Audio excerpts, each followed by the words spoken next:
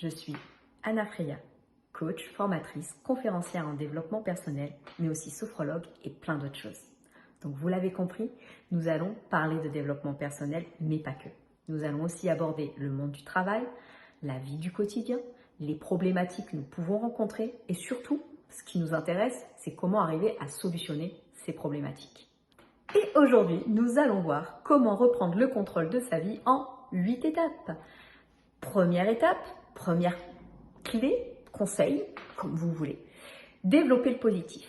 C'est super important, on l'entend de partout, la positive attitude et compagnie, c'est hyper important de développer le positif. Nous sommes la somme des 5 personnes que l'on fréquente le plus. Donc si vous fréquentez des personnes qui sont négatives, des personnes auxquelles vous n'aspirez pas, vous allez devenir un petit peu ces personnes.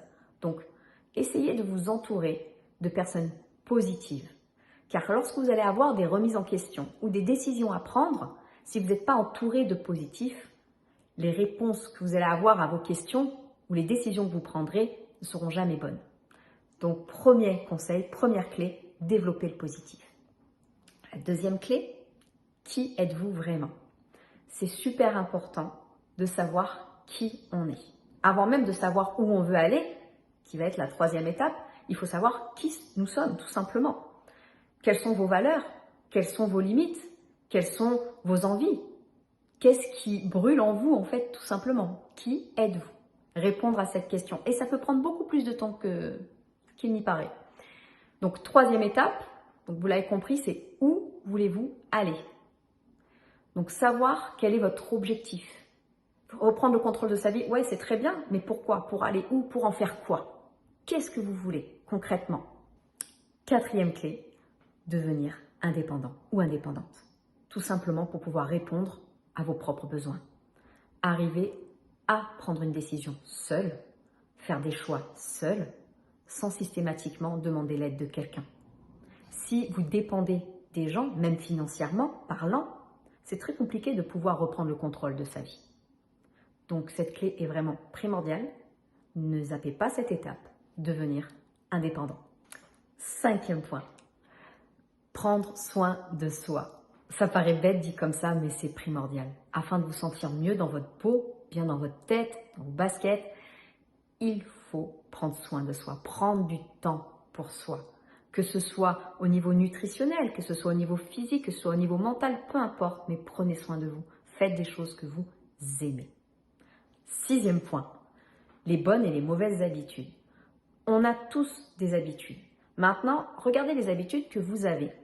Et dites-vous, est-ce que ces habitudes que vous avez là vous permettront de répondre à là où vous voulez aller? Rappelez-vous, hop, troisième étape, on a vu le où on veut aller. Donc, est-ce que les habitudes que vous avez répondent à ça? Si oui, très bien, gardez-les. Sinon, changez-les.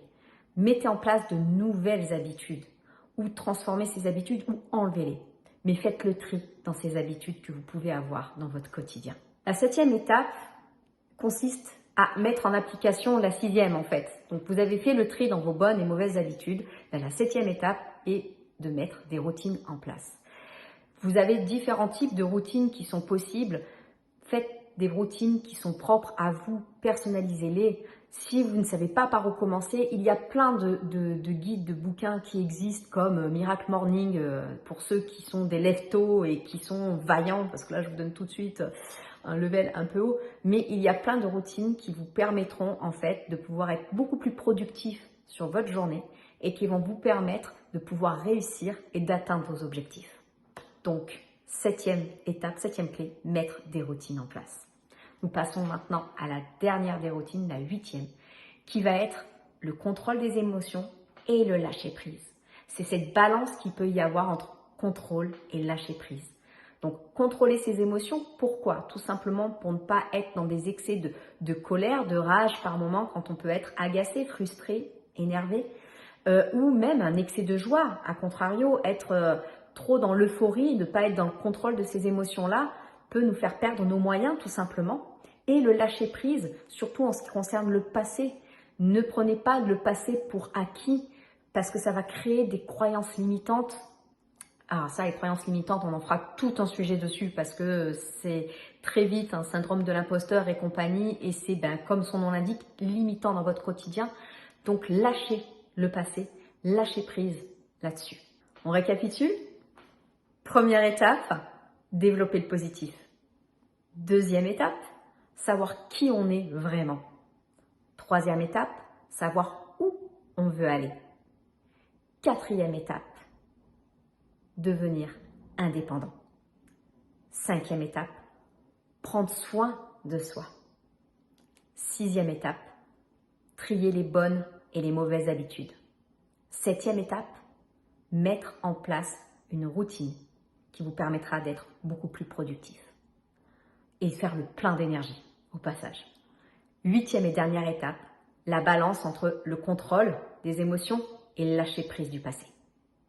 Voilà, j'espère que cette vidéo vous a plu, que le sujet vous a intéressé. Si vous voulez parler de différentes choses, vous n'hésitez pas à me mettre en commentaire les sujets que vous voulez aborder ou si vous avez des questions ou si vous voulez approfondir ne serait-ce qu'une des clés, ça sera avec grand plaisir. Et en attendant, moi je vous dis à très vite et je vous fais plein d'énormes bisous. Ciao, ciao! En attendant, viens me voir sur Insta ou sur Facebook, que tu as là, juste là, sur ton écran, là. Et si tu aimes, fais-le moi savoir. Partage, mets un j'aime. En tout cas, je te dis à très vite dans la joie et la bonne humeur.